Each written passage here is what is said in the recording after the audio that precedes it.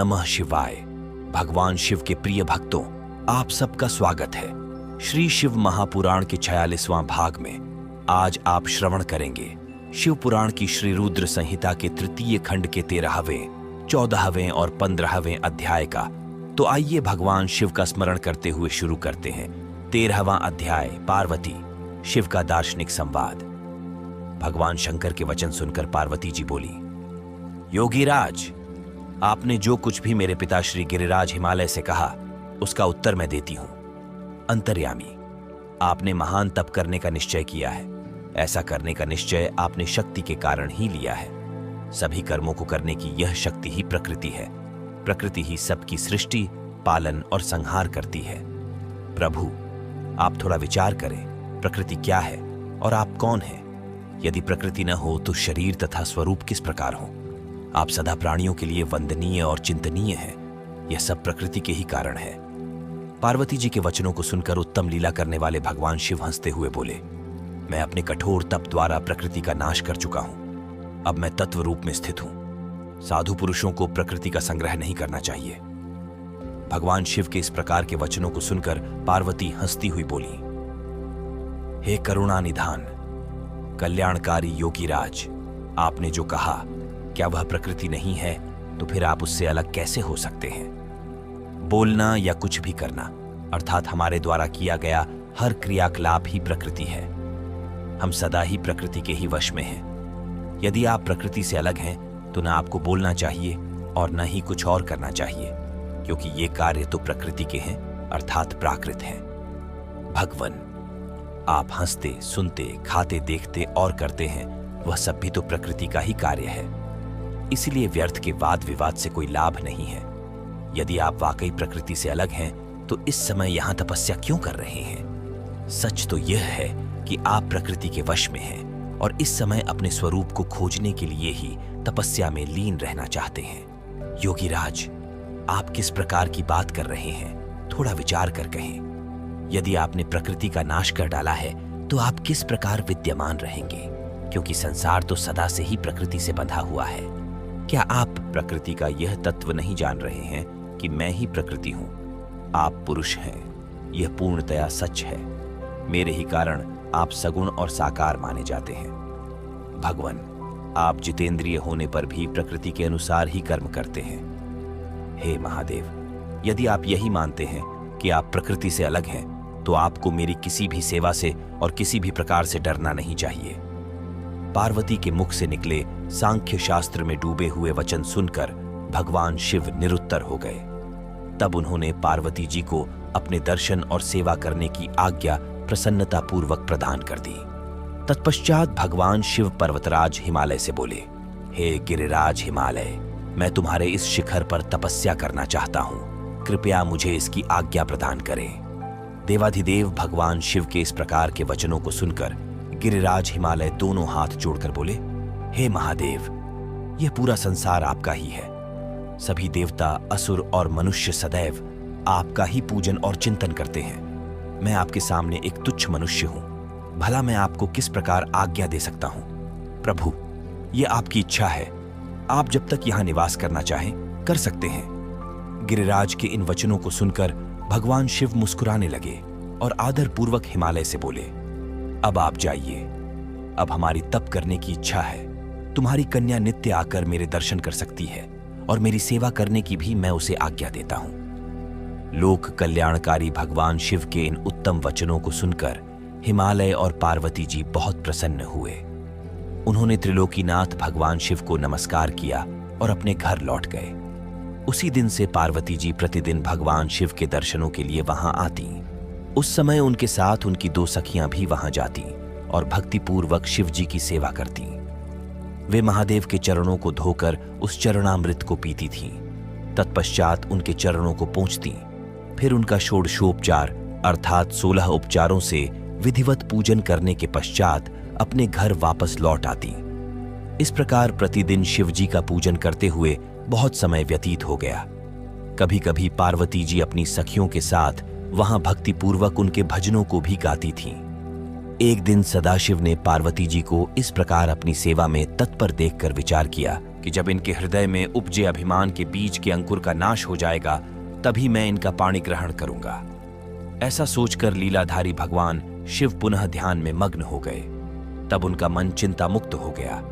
तब देवी पार्वती भगवान शिव के रूप का चिंतन करती हुई भक्तिभाव से उनकी सेवा करती रहती। भगवान शंकर भी शुद्ध भाव से पार्वती को प्रतिदिन दर्शन देते थे। इसी बीच इंद्र और अन्य देवता व मुनि ब्रह्मा जी के पास पहुंचे। ब्रह्मा जी की आज्ञा से कामदेव हिमालय पर्वत पर गए। सभी देवताओं के कार्य की सिद्धि हेतु काम की प्रेरणा से वे पार्वती शिव का संयोग कराना चाहते थे। इसका कारण यह था कि महापराक्रमी तारकासुर ने ऋषि मुनियों और देवताओं की नाक में दम कर रखा था। उसका वध करने के लिए उन्हें भगवान शिव जैसे महापराक्रमी और बलवान पुत्र की आवश्यकता थी। कामदेव ने हिमालय के शिखर पर पहुंचकर अनेक यत्न किए, परंतु भगवान शिव काम की माया से मोहित न हो सके। उन्होंने क्रोध से कामदेव को भस्म कर दिया। अब शक्ति में ही सामर्थ्य थी कि शिव को मोहित कर वे देवताओं की इच्छा को साकार करती। इसीलिए काम के अनंग होने के बाद जन कल्याण के लिए तथा अपने व्रत को पूरा करने के लिए पार्वती ने मन ही मन शिव जी को पति रूप में पाने का दृढ़ निश्चय कर लिया। कठोर तपस्या करके देवी पार्वती ने शिव जी के हृदय को जीत लिया। तब वे दोनों अत्यंत प्रेम से प्रसन्नतापूर्वक रहने लगे और उन्होंने देवताओं के महान कार्य को सिद्ध किया। शिव पुराण की श्री रुद्र संहिता के 3 खंड का 13वां अध्याय समाप्त हुआ। अब आप श्रवण कर रहे हैं 14वां अध्याय, वज्रांग का जन्म एवं पुत्र प्राप्ति का वर मांगना। नारद जी कहने लगे, ब्रह्मा जी, तारकासुर कौन था जिसने देवताओं को भी पीड़ित किया, उन्हें स्वर्ग से निष्कासित कर दिया और स्वर्ग पर अपना एकाधिकार स्थापित कर लिया? कृपया मुझे इसके विषय में बताइए। ब्रह्मा जी बोले, हे मुनि नारद, मरीचि के पुत्र कश्यप मुनि थे। उनकी 13 स्त्रियां थीं, जिसमें सबसे बड़ी दिति थी। उससे हिरण्यकशिपु तथा हिरण्याक्ष नामक 2 पुत्र हुए। हिरण्यकशिपु तथा हिरण्याक्ष को श्रीहरि विष्णु ने वाराह तथा नृसिंह का रूप धारण करके मार दिया था। तब अपने पुत्रों के मर जाने से दुखी होकर दिति ने कश्यप से प्रार्थना की तथा उनकी बहुत सेवा की। उनकी कृपा से स्त्री उत्पन्न की और उसका विवाह वज्रांग से करा दिया। वज्रांग ने अपने सभी बुरे विचारों को त्याग दिया, परंतु उसकी पत्नी के हृदय में बुरे विचारों का ही मानो साम्राज्य था। उसकी पत्नी ने उसकी बहुत सेवा की। तब प्रसन्न होकर वज्रांग ने कहा, हे प्राण प्रिया, तुम क्या चाहती हो? मुझे बताओ, मैं तुम्हारी इच्छाएं अवश्य पूरी करूंगा। यह सुनकर वह परम सुंदरी बोली, पतिदेव, यदि आप मेरी सेवा से प्रसन्न हैं तो कृपया मुझे इस त्रिलोकी को जीतने वाला महापराक्रमी और बलवान पुत्र प्रदान करिए, जो ऐसा बलवान हो कि समस्त देवता उससे भयभीत रहे। अपनी पत्नी के ऐसे वचन सुनकर वज्रांग सोच में डूब गया, क्योंकि वह स्वयं देवताओं से किसी प्रकार का कोई बैर नहीं रखना चाहता था, परंतु उसकी पत्नी देवताओं साथ शत्रुता बढ़ाना चाहती। सोच लगा, यदि सिर्फ अपनी पत्नी की इच्छा को सर्वोपरि मानकर उसे पूरा कर दिया तो सारे संसार सहित देवताओं एवं मुनियों को दुख उठाना पड़ेगा, और यदि पत्नी की इच्छा को पूरा नहीं किया तो मैं नरक का भागी बनूंगा। तब इस धर्म संकट में पड़ने के बाद उसने अपनी पत्नी की अभिलाषा को पूरा किया। अपनी पत्नी की इच्छानुसार पुत्र प्राप्त करने हेतु वज्रांग ने बहुत वर्षों तक कठोर तपस्या की। मुझसे वर प्राप्त कर अत्यंत हर्षित होता हुआ वज्रांग अपनी पत्नी को पुत्र प्रदान करने हेतु अपने लोक में चला गया। शिव पुराण की श्री रुद्र संहिता के 3 खंड का 14वां अध्याय समाप्त हुआ। अब आप श्रवण कर रहे हैं 15वां अध्याय, तारकासुर का जन्म व उसका तप। ब्रह्मा जी बोले, हे मुनिश्रेष्ठ नारद, कुछ समय बाद वज्रांग की पत्नी गर्भवती हो गई। समय पूर्ण होने पर उसकी पत्नी ने एक पुत्र को जन्म दिया। वह बालक बहुत लंबा चौड़ा था। उसका शरीर बहुत अधिक विशाल था। वह अत्यंत शक्तिशाली और पराक्रमी था। उसके जन्म के समय सारे संसार में कोहराम मच गया। चारों ओर उपद्रव होने लगे। आकाश में भयानक बिजलियां चमकने लगीं तथा चारों दिशाओं में भयंकर गर्जनाएं होने लगीं। धरती पर भूकंप आ गया। पहाड़ कांपने लगे। नदी सरोवर का जल जोर जोर से उछलने लगा। चारों ओर आंधियां चलने लगीं। सूर्य को राहु ने निगल लिया और चारों ओर अंधकार छा गया। उसके जन्म के समय के ऐसे अशुभ लक्षणों को देखते हुए कश्यप मुनि ने उसका नाम तारक रखा। तारक का जन्म हो जाने पर वज्रांग के घर ही उसका लालन पालन होने लगा। थोड़े ही समय में तारक का शरीर और बड़ा हो गया। वह पर्वत के समान विशाल और विकराल होता जा रहा था। कुछ समय पश्चात तारक ने अपनी माता और पिता वज्रांग से तपस्या करने की आज्ञा मांगी। तब उसके माता पिता ने प्रसन्नतापूर्वक उसको आज्ञा प्रदान कर दी। साथ ही उसकी माता ने उसे यह आदेश दिया कि वह देवताओं को अवश्य जीते और उन पर अपना आधिपत्य कर स्वर्ग पर अधिकार कर ले। अपनी माता की आज्ञा पाकर वज्रांग का पुत्र तारक तपस्या करने के लिए मधुवन चला गया। वहां तारक ने मुझे प्रसन्न करने के लिए कठोर तप करना आरंभ कर दिया। उसने अपने दोनों हाथों को सिर के ऊपर ऊंचा कर लिया और ऊपर की ओर देखने लगा तथा एक पैर पर खड़े होकर एकाग्र मन से 100 वर्ष तक तपस्या करता रहा। उस समय वह केवल जल और वायु से ही अपना जीवन यापन कर रहा था। तत्पश्चात उसने 100 वर्ष जल में, 100 वर्ष थल में, 100 वर्ष अग्नि में रहकर कठिन तप करके मुझे प्रसन्न करने का प्रयत्न किया। फिर 100 वर्ष पृथ्वी पर हथेली धारण करके, 100 वर्ष वृक्ष की शाखा को पकड़कर तथा अनेकों प्रकार के दुख सह सहकर वह तप करता रहा। इस तपस्या के प्रभाव से उसके शरीर से तेज निकलने लगा, जिससे देवलोक जलने लगा। यह देखकर सभी देवता घबरा गए। फिर मैं स्वयं तारकासुर के पास वरदान देने के लिए गया। मैंने तारकासुर से कहा, तारक, मैं तुम्हारी इस दुस्सह तपस्या से बहुत प्रसन्न हूं। तुमने इस प्रकार कठोर तप करके मुझे प्रसन्न किया है। तुम्हारा इसके पीछे क्या प्रयोजन है? निस्संकोच मुझे बताओ। मैं तुम्हें तुम्हारा मनोवांछित फल अवश्य प्रदान करूंगा। तुम अपनी इच्छानुसार वर मांगो। ब्रह्मा जी के इन वचनों को सुनकर तारकासुर उनकी स्तुति करने लगा।